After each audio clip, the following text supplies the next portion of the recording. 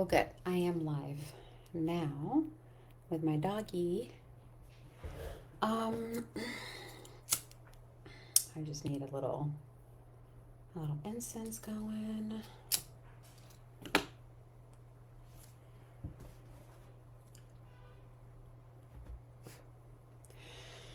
I had two client sessions today that brought back memory of experiences I've had around creating safety, um, around quote unquote not feeling safe, that I felt inspired to come on and talk about. And I haven't had a live, and look at Ziggy. Oh, look at you. No, no, no, no. And so long that I don't know. I just felt like this would be a fun way to talk about this.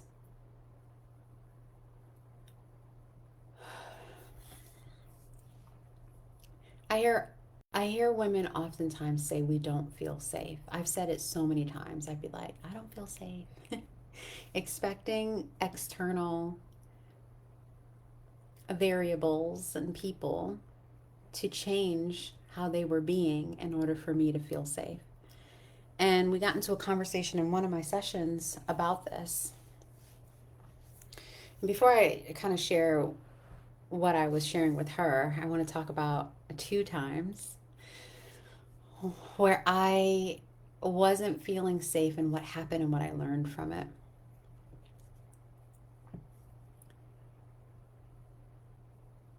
Because it changed the game for me. It changed my relationship to myself and what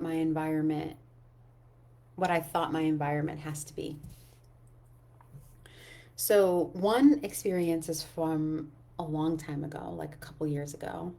And the other one is from just recent, like not long ago at all. The first one was, and it's times. This is actually going to touch on coaching, mentorship, personal development as well, because both of these times was me hiring people to work with, to mentor, to guide me, to support me, to help me, and both times I tried to do the same thing that didn't work, which is why I could like teach and talk with my clients about this today.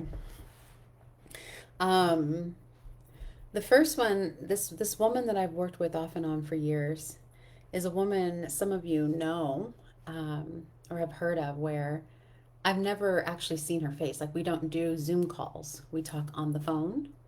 There's only been a couple times that I've seen her do back in the day, like a few videos. But this is a person who remains veiled for the most part. And I remember when I first met her, I was pre burnout and I was in a space of like no trust. I was really struggling with trust and faith. And she was introducing herself and what she did and who she was. And I was just like, yeah, yeah, okay, that's great. I love that that's who you are. But like, how are you going to help me, basically? And it was from a space of like, I don't want to hear who you are, what you've done for others. I don't even believe the claims that you're making. I don't feel safe here. And anyway, fast forward, we actually did start working together because I kind of went a little bit further back in the story. But we did start working together. And I remember my energy shifting and starting to like energetically scan for safety, essentially. Like, is what she's saying to me true? And I wasn't listening so much to what she was telling me and what she was teaching me and what she was showing me. I was more so trying to evaluate externally if I was safe, mentally, emotionally, psychologically safe. And I remember her being like, I don't exactly remember what we were saying in the conversation, but I remember her being like, I'm not going to play these games with you. Like, either you're going to trust me or you're not. And she kind of said it directly like that, like, to be honest with you. And I was so taken aback because all my life I had been hyper vigilant and not knowing it, looking for the context clues of people's behavior to know if I was going to be safe or not. And if I wasn't looking for context clues to determine if I was safe and what everything means, it was overworking mentally to like piece it all together. I was absolutely overperforming, or in performance, I would just say, of let me be smart, let me be like articulate, let me be useful, let me be helpful, let me be eager, enthusiastic, a positive energy to be around, because then I will be accepted, I will be looked after, I will be safe, right? And I remember her picking up on this in my energy and just being like, you have to decide if you're going to trust me. Like, point blank. Like, I'm not going to try to do something to prove. I'm not going to show you some things. I'm not going to bend over backwards. I'm not going to, like, um, do flips. I was going to say karate or cartwheel around. You got to decide. And I was like, oh, shoot. Like, this is great. I've never had anyone do that before. And in that moment, I surrendered. In that moment, there was, I would even say, a form of submission of like, all right, yeah, I've hired you to help me energetically change, move things energetically, like create different experiences in my life. Am I going to surrender to that or not? You know? And therein lies the very first point. And that is that I think we've forgotten that mentorship of any form, personal development originally, the coaching industry, guidance, whether you hire a strategist, a consultant, a specialist, you are in some way submitting to their guidance, and to their better knowing in some ways, or alternative knowing, for them to guide you, for them to help you. And particularly in in personal development and coaching, you are literally paying someone to help you transform how you see the world, how you see yourself, your own world. And I think we forget about that, especially since we don't see as many people saying that they're mindset coaches. Like, there was a time where I feel like everyone was a mindset coach, and then they would just say what they like to do mindset on. It was like, I'm a money mindset coach. I'm a positive thinking mindset coach. I don't know. That sounds funny, positive thinking mindset coach, but that's what it was. Like, don't you guys remember that when I was like, everyone was a mindset coach? And I was like, I didn't ever understand that. It wasn't my cup of tea. But essentially, that's what we're doing, right? We are asking someone to come in with their worldview, with their expertise, with their insights, with their lived experience, and having them shift our perspective, our way of being, our way of seeing things. And in many ways, that is an attack to the ego. That's an attack to your psyche, that is registered as a threat, because you're literally asking someone's belief systems or guiding someone's belief systems to change. And so, in that moment, of course, there would be rupture, internal rupture or conflict of being like, wait, I didn't realize this is happening. It's not a one-to-one transition where it's like, here, adopt my way of thinking. Like, that's not what mentorship and coaching really is. That's joining a cult. Right? But there is I'm going to ask you questions and show you the ways that you're thinking, your way of being, your perspective on the world, whether you inherited it, it's generational, it's cultural, it's collective, it's from your childhood, is limiting the way that you can be, right? And you're creating your desires. That's literally the name of the game. Otherwise, let's remember the other way of coaching is simply give me the steps, which is the thing that burns people, in my opinion. Give me the steps to do a thing, 10 steps to do this, and now I have a podcast. Or do your Facebook ads this way. This is my strategy. Follow the strategy, right? And I'll coach you through it. But that's not personal development. That's not evolving who you are. Even fitness coaches, yeah, I can tell you, I'm not a fitness coach, but yeah, they can tell you, do a hip thrust or do this, or I made this plan for you. But the real work is the resistance to showing up. right? Or your doubt that you can lift that weight. And they talk you through that old version of yourself as you become, as I have, a gym rat. Like I go to the gym 4 or 5 times a week when I used to never go. I was all about ClassPass and Pilates and yoga and, going on my 10K walks. And now here I am, hip thrusting 360 pounds. Like I could barely hip thrust 50 pounds at the beginning of this year. Anywho, but we're reorienting your self concept towards what you want. You know that it's meant to be. And that will register in your body and in your mind as unsafe, as a emotional, mental, or psychological attack, even though it's not. And I remember these moments of being like, I feel like mush because everything is reorienting in here. I'm different than what I was before. And I think it's something that we don't speak about as much when we're going through transformation, especially in identity shift, especially just in the evolution. Like I say, especially, but the most recent example I have of this in my own life was also hiring a very specific coach. He's amazing. I'm really grateful that I've enrolled in his program and have been working with him and his team over these last couple months. And I'll say, like, there was a moment right after I enrolled, of course, because that's the time where we like panic, where I was like, oh no, this is the wrong decision. I made the wrong decision. I'm too fragile. Like I'm not supposed to do this. Blah blah blah. And I was looking for. I was like reading his messages and like trying to like, what's that word called when something's decode. I felt like they had all these hidden meanings, and I'm like, it's because my whole system was in shock. Like my whole system was in fight, flight, freeze, fawn, whatever. And I'm like trying to look externally and navigate it, and like, well, this means that, and I'm like doing all these mental, emotional, energetic gymnastics. And really, I just needed to come in and feel my feelings and ask for help and relax a little bit and activate some trust that the version of myself that said yes to this knows what she is doing, and how we have all of these decisions, all these options, all these pathways, and that none of them are technically wrong. Like none of them are wrong. There's no right path. And as a ex-independent woman, like hyper vigilant woman, I really don't identify that way anymore.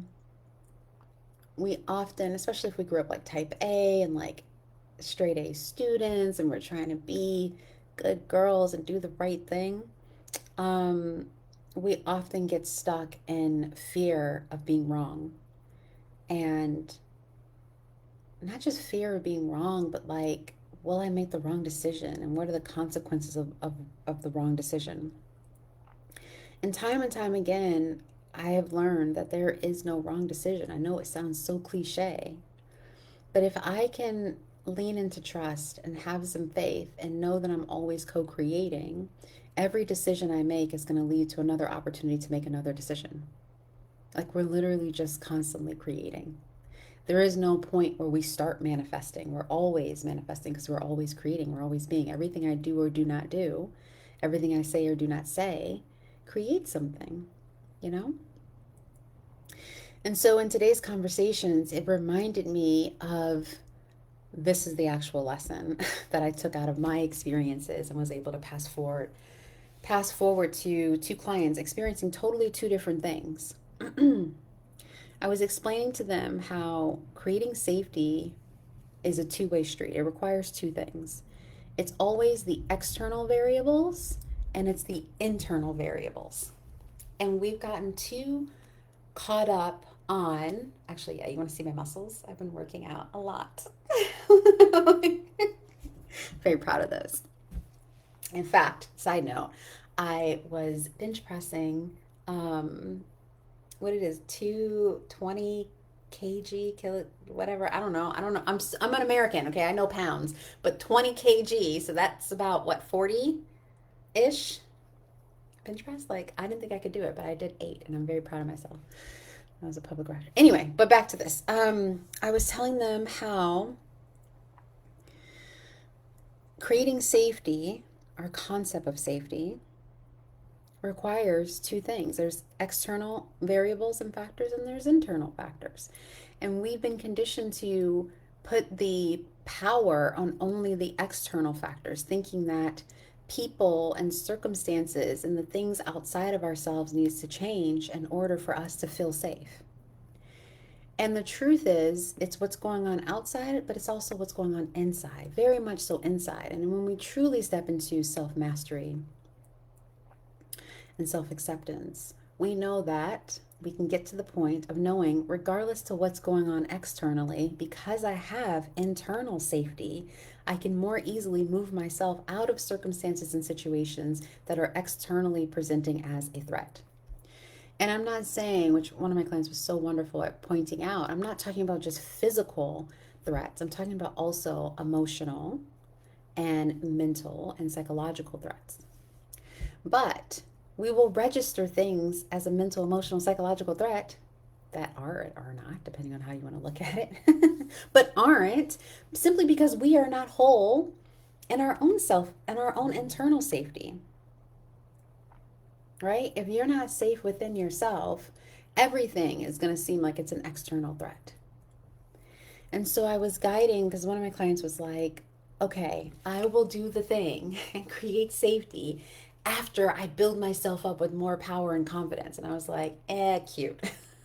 I love this mental way of thinking that if I do this first, then I will gain the confidence to do the thing that I'm avoiding doing. And like, again, it's like the mental gymnastics that it logically makes sense, but it's absolute BS when it comes to the energetics and the truth of facing your fears. And I was explaining to her that you will create the confidence by going towards the fear, by doing the thing, asking the question, confronting the person, in this case, a man. um, that is what's going to give you power. That's what's going to create internal safety because you are asking the questions that you need to know for clarity. You're asking for clarity. Clarity is a way of creating safety. You're doing that for yourself, getting clear within yourself and advocating for yourself. It doesn't matter what the outcome is. It doesn't actually matter what the external thing with the dude or whatever else is going on. Can you be safe with yourself first? And she kind of sat with it, and I was like, yeah, I'm sitting with it too. Like, this is good medicine for me as well, which is always the best calls, sessions, but calls, conversations is when you're like, this medicine is a double dose. Because honestly, these lessons are not new. There's nothing new. I often tell people that where they're like, oh, I can't wait to find out what new thing you're going to teach me. And I was like, I'm absolutely not going to teach you anything new. I'm actually going to just end up telling you, reflecting back to you, mirroring to you the thing that you already know in a different way that helps you receive it and choose to embody it and practice it. That's literally it. There's nothing new. Um, but yeah, I thought that that was so interesting because when we don't realize the power we have to create safety within ourselves, and therefore that energetic, that way of being safe with yourself gets to be reflected externally. And that doesn't mean that external factors that are attacks or threats or whatever don't occur. They do. But we have the capacity to navigate them better. But that whole journey, like if we don't really do that, it'll create, oh wow, I'm just seeing my neighbor has a really cool lamp. I like that.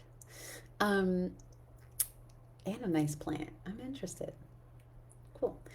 Anywho, it'll put us in a position of constantly playing victim, you know, of being like the world is against me or this person did this or like analyzing every single external thing that needs to change in order to feel safe when you have the power to create safety within yourself.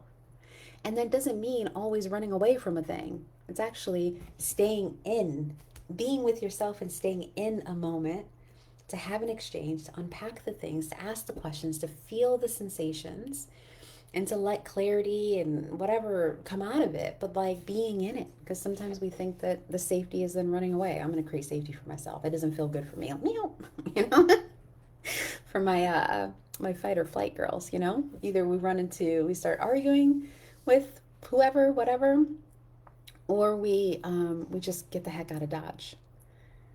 But when we can feel our emotions and see our ways of being and feel all of that in our body and stay with ourselves, we now have the capacity to be in relationship differently, to see things differently, to experience things differently, you know? So, yeah, that was 20 minutes. That feels complete for me. I also have dinner on the stove that I'd like to go and enjoy. And let's see. I'll probably toss this onto YouTube, and I may like dice it up and put it on Instagram too, in case you want to see that over there. Anyway, let me know if you have any thoughts about this. I'm sending you lots of love wherever you are. Thank you for watching. If you do, all the way to the end, send me some hearts, some emojis, please. That would be fun. And if I do another one of these, I'll do another one of these and we'll see how I go, I guess. You know how you don't know how to say goodbye, so you just keep saying goodbye, and then and then you'll be like, okay, bye, and then you start walking in the same direction and you're like, oh, I guess it's not bye. That's what this feels like. This is I always like to say goodbye the moment that it's actually over. So it's over now. Bye.